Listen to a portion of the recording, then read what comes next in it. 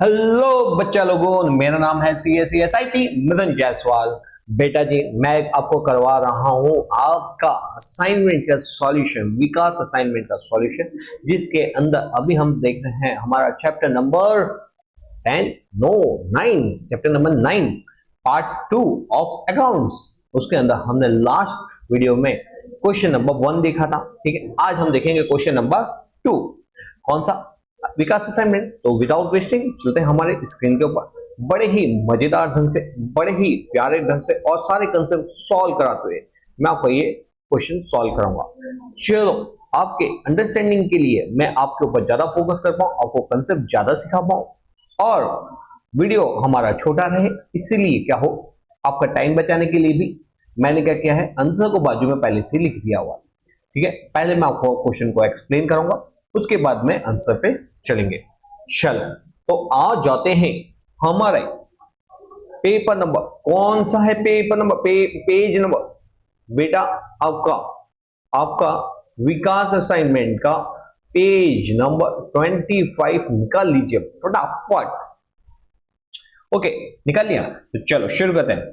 क्या लिखा हुआ है? From the following information prepare the receipt and the payment account. Okay, receipt and payment. बेटा, रिसिप्ट एंड पेमेंट का मतलब क्या होता है मैंने आपको ऑलरेडी बताया था। रिसिप्ट एंड पेमेंट में हमको सिर्फ और सिर्फ फोकस करो किसके ऊपर? रोकड़ा।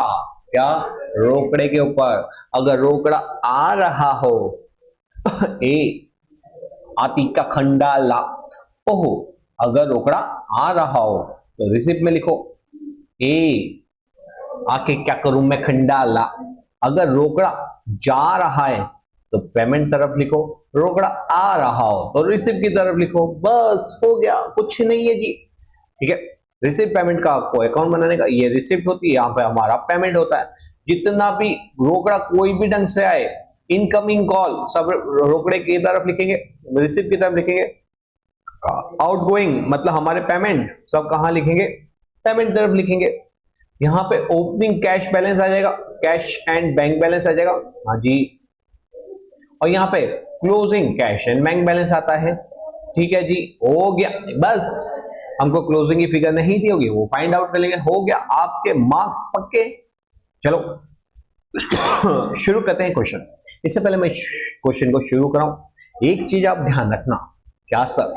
वो ये कि हम बना रहे हैं रिसिप्ट पेमेंट।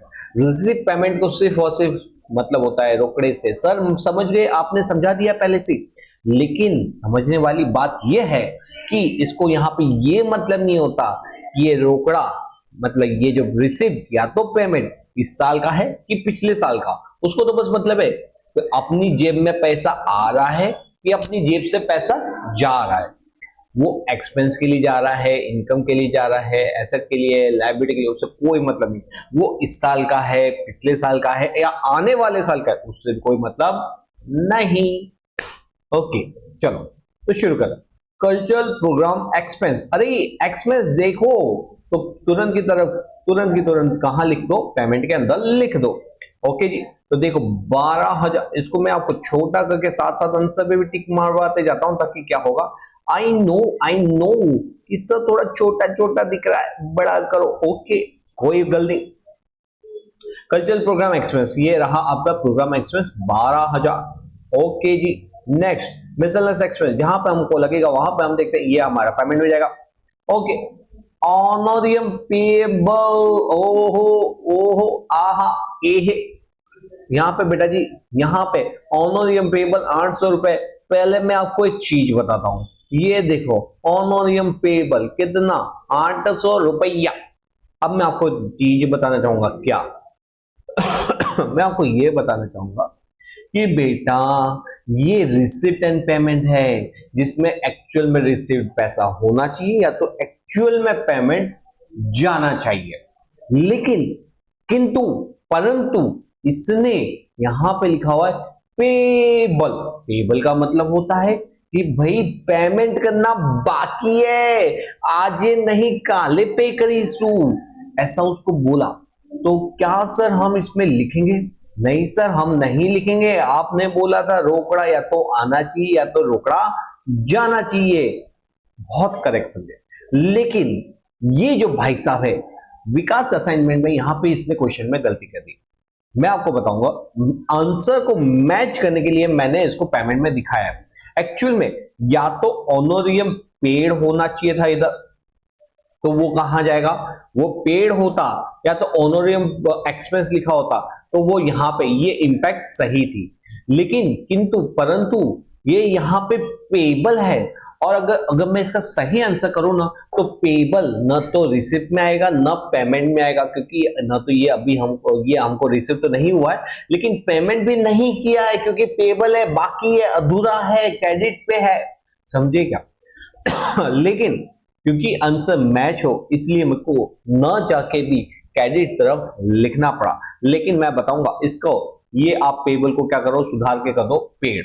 लेकिन अगर आपका एक्चुअल में एग्जाम में ये आता है तो आपको ऐसे क्वेश्चन नहीं सुधारना, या तो आप क्या कर सकते हो, आप इसको इग्नोर कर सकते हो, don't show in receipt and payment account. समझिए, don't show in receipt and payment account, क्योंकि नीचे आंसर दिया हुआ है और फिर मैं अगर दूसरा निकालूंगा जो एक्चुअली सही है तो आप बोलोगे कि सर आंसर तो कुछ और है, आपने कुछ और किया हुआ है, मतलब आप गलत गलत पढ़ा रहे हो। बेटा मैं गलत नहीं पढ़ा रहा हूं, प्रिंटिंग मिस्टेक हुई है। अब मेरे को तो आंसर सही करने के लिए क्या करना पड़ा, लिखना पड़ा।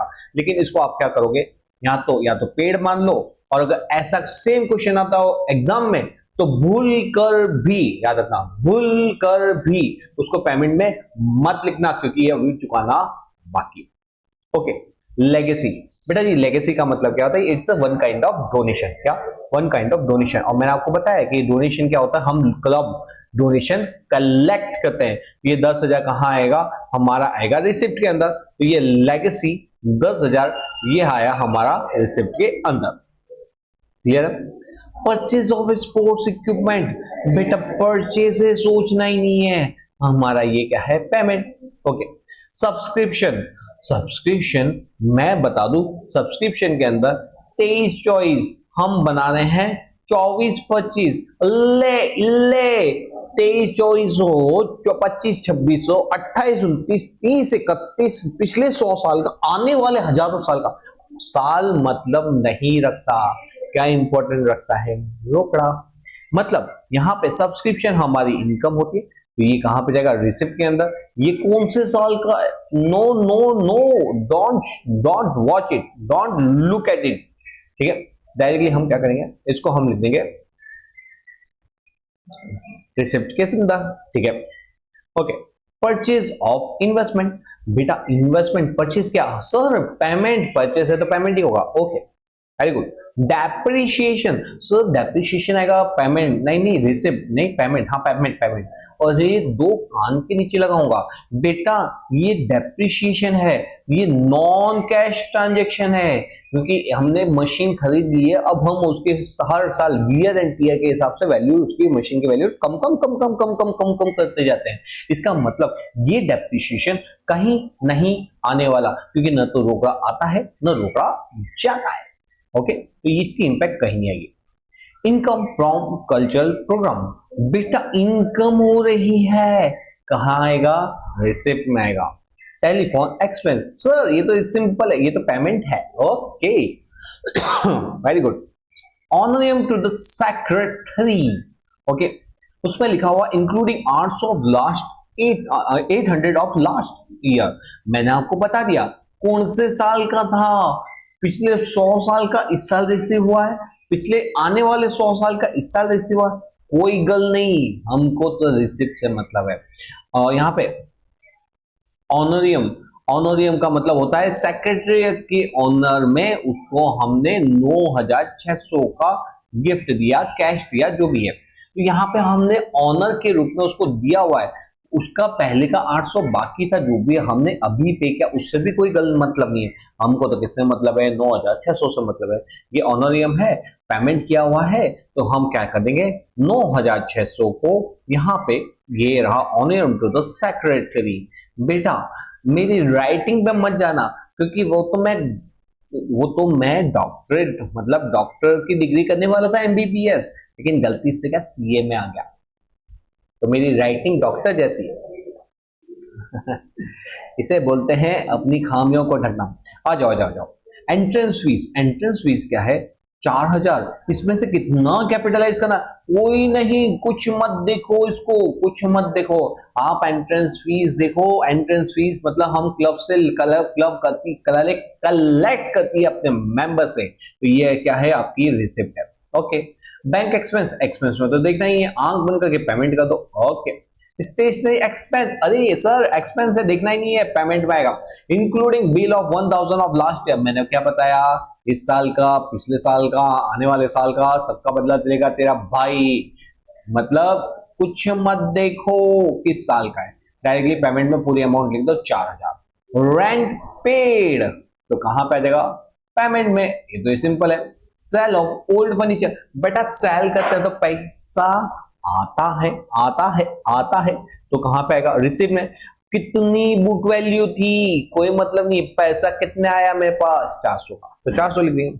ओपनिंग कैश बैलेंस मैंने आपको बताया था, ओपनिंग कहां पे आता है, रिसिप्ट के अंदर। क्लोजिंग कहां पे आता है, पेमेंट के अंदर, तो ये कहां पे जाएगा, ये जाएगा हमारा रिसिप्ट के अंदर। Okay, subscription of newspaper, subscription of newspaper, ये हमारा न्यूज़पेपर है जिसका सब्सक्रिप्शन लेना पड़ता है, जिसके लिए हमको पैसे देने पड़ते हैं, तो ये होगा पेमेंट। परचेज ऑफ फर्नीचर, बेटा फर्नीचर परचेज किया, पेमेंट। ओके, डोनेशन रिसीव, ये तो हमारा क्या है, रिसिप्ट।